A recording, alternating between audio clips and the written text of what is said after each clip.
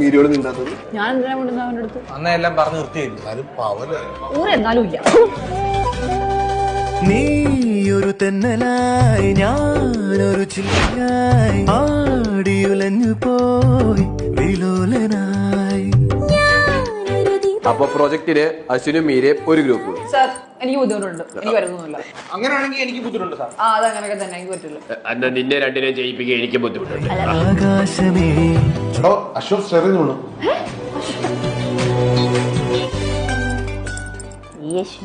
ഒന്ന് കൈ തരാമോ?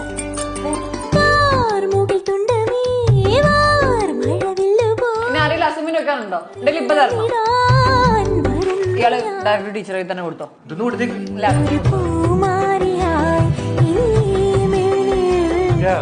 കുറച്ചു ദിവസമായിട്ട് മീര ക്ലാസ്സിന് വരുന്നില്ല, എന്തോ അറിയോ? നിനക്ക് അത്ര തരണോ നീ തന്നെ ചെയ്യടാ. പിന്നെ